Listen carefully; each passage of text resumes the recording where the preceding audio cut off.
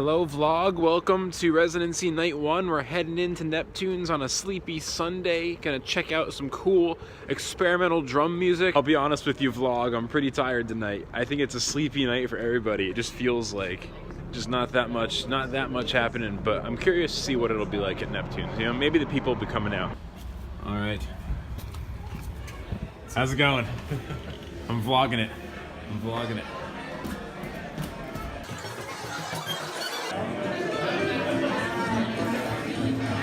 Alright. The people have come out for Resonancy Night 1. It's looking good. I'm excited actually, this should be really cool. Okay, quick update in the dark here. So we're not gonna get an interview with Micaiah just because they're trying to chill. They don't really want to talk too much. It's totally understandable, but I'm still looking forward to that set. I am gonna get an interview with Joe, so that's gonna be cool. Several people started staring at me, so I think I was talking too loud. I'm here at the fucking show, Resonancy Night 1, with the Swamp Phenomenon boys. Holy shit, y'all wanna introduce yourselves real quick? Yeah, it's Jake Mitchell, aka Bitch Ass Jake, aka Butterball of the Swamp Phenomenon. On my left here, we got Al Gorgeous, aka John. Good. We're gonna get some kind of interview going in the near future. Some kind of like Raleigh-based production collective, hip-hop, electronic, footwork, all kind of ghetto tech. Ghetto tech. Jack, fucking New Jack Swing. Everyone here that I work with at King's is like rock and roll nerds from 20 years ago, so I was excited to hook up with these guys. So we're gonna get that shit happening soon. Also, real quick, just off camera, Davis, drummer from Vacant Company, among others. We'll get you in an interview soon too. I want to talk to you, and Jason's here as well. I want to get like a Vacant Company group interview or some shit, because everyone I talk to, I mention you, and everyone knows who you are. You're like the fucking thing. You're the biggest rock band in the scene. I keep shaking. You know, like hardcore DIY, push it until you die. Push it. Is it online, different recordings? It's all live shit right now? We got Spotify. Recently on Spotify, Vacant Company, what? Woo! Yeah, because you've been playing live shows for like 2 or 3 years. So we're gonna get Vacant Company going, we're gonna get fucking Swamp Phenomenon going. Everything is happening. It's all happening. What's going on here? I'm vlogging. You wanna say hi, Devin? Hey. So this dude booked, I don't know exactly who did what, but you booked like you did half the work basically. Kate booked most of this. Okay, Yeah, you all of helped. it actually, and I helped do all the other bullshit. So you help like logistically? Yeah. Well, I'm trying to get you at some point for an interview video as well, so we're gonna talk at some point. I already got Kate, and apparently people saw the video who are here tonight. They mentioned it, that like they saw it. So word's getting out, people are enjoying it. But dude, congratulations! This is an awesome festival. Thanks. Cheers, everybody. Cheers. Yeah. Yeah. So we'll talk to Joe, get an interview with him, and it should be cool. And yeah, I'm very excited.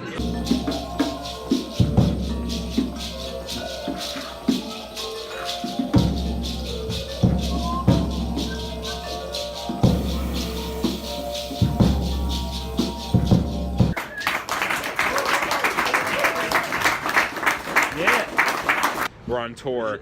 Yeah, so this is Joe. I'm here with Joe Easterlund. If that's correct. Westerlund. I said Westerlund. Easterlund. Yeah, that's fine. hilarious. Yeah. There was a girl at my school who I think her name was Julia Easterlund, who's still out there. So I think that's why I said that. Anyway, Good Joe, to know they're out there. Joe just did a really phenomenal solo drum set with a few backing tracks. Very minimal on the backing tracks, though. Yeah. Like a very almost orchestral with the amount of different tonal options you had available.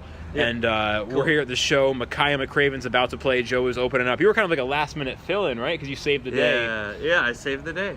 Yeah. Which is amazing. Yeah. So I guess let's start there then. So this was kind of an unexpected set, and you said that on stage you said that the last time you performed this material was at Hopscotch. So what I want to ask is, when you're putting together stuff for this kind of last minute engagement and you didn't have a lot of time to prepare, how do you manage to do that and have it work? Like what is your process in those couple of hours or couple of days before you fill in? It's just, it was really just getting the kit together because it's a really specific kit, and I have a lot of different. I have a few drums and a few iterations of drum sets that I use for various things. So I was just coming from a gig with Mandolin Orange, which is a folk band that I play in. Okay. And that is a very different setup from this. So you came from a folk set and then did this set. Yeah. That's such a different. I was in Kansas City doing a radio thing with them, and then. How many hours away is that? Kansas City? Well, it's a couple hour flight. Okay. Yeah. But yeah, That's drive crazy. would be pretty insane. Yeah, I guess I always think driving because of my weird history with how I get around. That's amazing though. So do you use different drum sets for different material? My wife is a yoga teacher, and I do accompaniment for that on a drum set that's like similar to, but different. Oh, so you go and still. play at the yoga, like doing this kind of material, basically. Sort of, yeah. It's A still little less different. attention It grabbing. still like has a couple different pieces, and like less attention grabbing, more like just kind of, what's the word I'm looking for? Just kind of flat. Keeping the flow, I guess, the yoga flow, yogic, if that's a word. Yeah. So what made you get started with that? What made you think, like, I'm going to make the setup of my kit be a major factor in the material? So many things. Like, I'm the guy I studied with the most in my life is Milford Graves. Milford And Graves. He that's what we were talking about. It's a documentary out about him. What was that called? Just shout it out. Full Mantis. Full Mantis. Milford Yeah, Graves go Full watch Mantis. that. It's supposed to be really amazing. I'm looking forward to seeing it in the near future, just based on what I heard described. So you studied with him a lot, and he helped you develop that? Well, it was really just from watching other people. Watching him. He has a really different, weird kit. This guy, this other guy that's more in the Americana zone that I'm really into, Jay Bellerose, he has a really weird, all these people that I'm into, like, they all kind of have a really, the gear isn't, with guitarists and stuff like that, like, gear is such a, like, a thing that you can get into this, like, technical talk. Obsessed. But I think that's always what's obsessed. unique about, like, percussionists is there's a lot of creativity involved, more than just like how much money you've spent or whatever, but like you can use pots and pans and put them on a drum and that's your sound, or like you can dump a pile of leaves on your drum set or whatever it is, you can find old shit and fix it up, or like really shitty instruments and make them sound good just by tuning them the right way or whatever. So there's like an endless amount of creativity, and everywhere I go, I feel like if there's a good drummer around, there's something I'm gonna want to like get from that, and like an idea will spark. And just doing this radio show, like the house band drummer had like all this other kind of tricks and gear and like sounds that he was pulling out of the drums that I just hadn't seen before. So it was like everywhere I go, I'm always kind of collecting ideas and like. Where's the most unexpected place that you've found inspiration for a new way to play the drums? Or just an unexpected, it doesn't have to be most, but just an unexpected. Yeah, I mean, that's a really good question. Like, I think like doing like modern dance stuff, and that kind of led me into the yoga thing. But like that makes a lot of sense how those would be related. You just see people using all sorts of weird shit, and I don't know, a lot of times too, just like walking around in the forest or something, and a lot of times I'll just take like have my iPhone and record some stuff, and it's just like footsteps or like a bird or sound or whatever, and you just think like, would that be, is there a timbre there, like like a is there a note texture, to that, or a texture that you, because there's a band. Pick at? There's a band called Gorguts. That's what I'm thinking about as you're describing this. They have an album called Obscura. It's a very strange extreme metal album, and supposedly, at least what I heard, is the way they composed a lot of the riffs, which are fairly 12 tonal or whatever. They're really weird combinations of notes, and they would hit objects around the house and like try to like hear notes in things, which some people can even do that pretty reliably, like, that's a D, or that's beyond my ear. My RPD drum ear is, that's really extreme. But they would compose whole riffs that way, like, what is that? Okay, that's the riff for a song. Let's go. And that's sort of a related thing to like walking through the forest. But so do you capture samples and put them in your sounds? Yeah, sometimes I will, and that's something that with this project I was trying to kind of recreate, like almost like a natural environment, but just with percussion. It felt that way, like walking through the river. Yeah, I'd say a river is probably the best depiction, like flowing sounds. Cool. Yeah, that's kind of the idea. And it got intense. There was a lot of it was distinct, like the last song in particular, you brought in those double kick drum rhythms that were almost, like I could almost imagine them in a heavy metal song in a completely different context, right? Yeah, or in like an modern electronic, you see that kind of, and it was cool having that pop out at the end after some more, like flowing ideas, Cool, yeah. I try just because, I've kind of gone to one side of things with like arrhythmicness, or you know, and that's like a whole nother topic, but it's like the further you go into that, you find that you're actually playing rhythmically, and then the other side is just like playing like really tight metronomic time, which is something I'm also like interested in and want to continue to develop, but that can become really confining.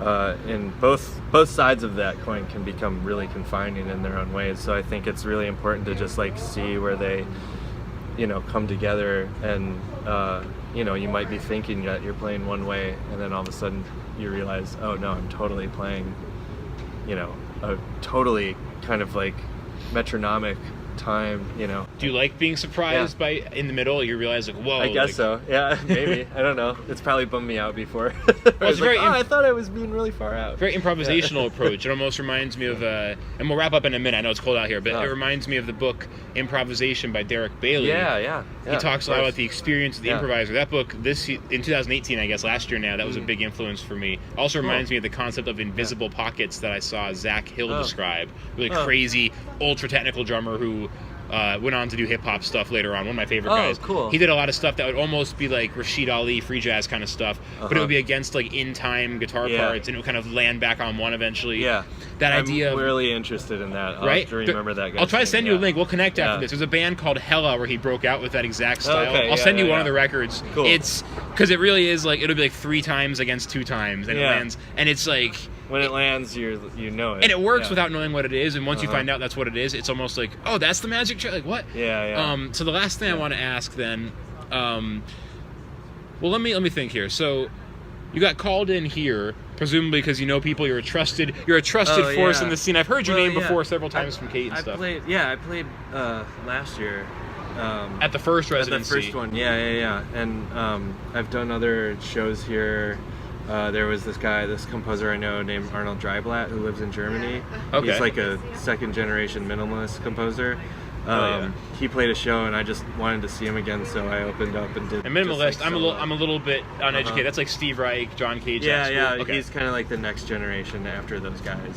Cool. Kind of came up after them, but so I've always just had a relationship with this place and the people that book shows. And yes, what I wanted to ask is, how is the Raleigh scene, or whatever the scene is to you, the local scene, triangle scene? Yeah, I think it's all one. How has it evolved over the last 5-10 years, however long it's been for you? Like, what have you seen? Because I'm newer here, and I'm excited for the potential going. When did you move here? I've only been here for about 1.5 years. Oh shit! And I'm really trying to meet everybody and try to get involved in a productive way. And I'm so excited about the potential going forward.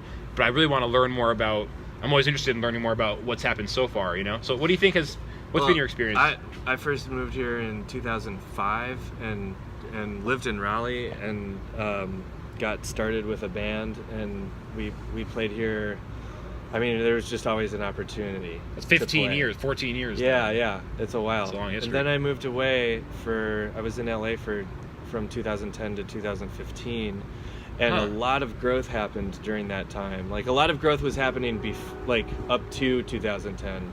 A lot of bands were starting to tour, and there was a whole network, where like everyone was plugging themselves into kind of the national and international like touring networks. So why? I can already tell then this is something in the future we might have to do a longer interview to dig deep into this. But real briefly, what made you decide to leave right when it was popping? Like when it was starting to hit that growth period? It was like personal family thing. It's just my wife wanted to go to college at UCLA, and so she did a master's degree there, and I mean that we love that city too, and I actually gained a lot. This is perfect to tie into like the triangle thing. Awesome. LA really taught us a lot about like just getting in the car and making the long drive and sitting in the traffic in order to like go see the thing, that you wanted to see, or what, because I mean it was expensive to do, and it was like a pain in the ass, but like a 45-minute drive there is like really nothing to people because the traffic's so shitty. So it really is that extreme. People just accept that 45. Yeah, I've gone through like 2-hour drives to like jam with friends before, you know. Just... I guess New York's like that with the train. We wouldn't think about it as the same thing, but it was an hour on the train each way just to go to some fucking show. Yeah. Not even like a show we were dying to see, just like my friend's playing. We should probably go do something. Right. Okay, let's go for. Yeah, you should go do it. But yeah, in Connecticut, you never drive an hour to a show. Yeah. So that is super interesting. And so it made us, when we moved back here, my wife and I were both kind of like, get in the car and drive to Durham or Raleigh or Chapel Hill or wherever you aren't, you know, and by go that standard, that it's all accessible by the LA standard. It's like 25 minutes, half hour, and I think that just like keeps. I don't know. I find so much like momentum and energy in that, and in being in.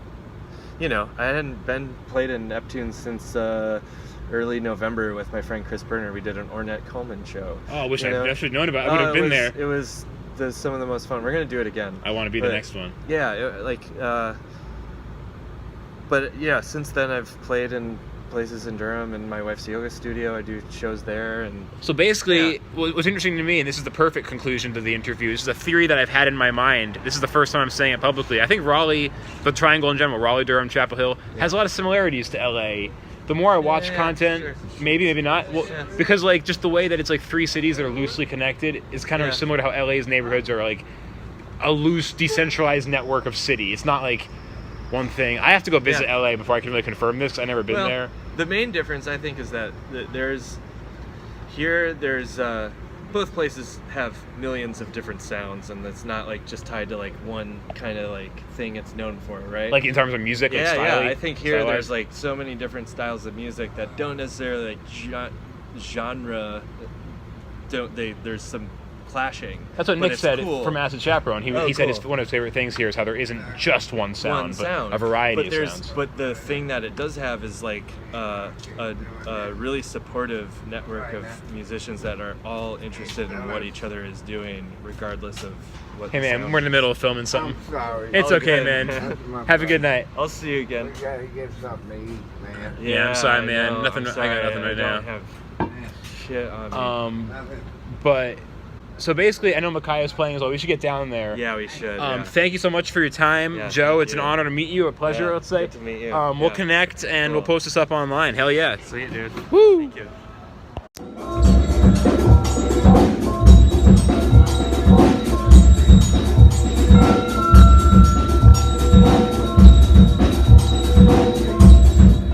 That was a lot of fun. I'm definitely glad that I decided to go out and check out that event. Shout out to Joe Westerlund for a great interview. Hope you enjoyed that one.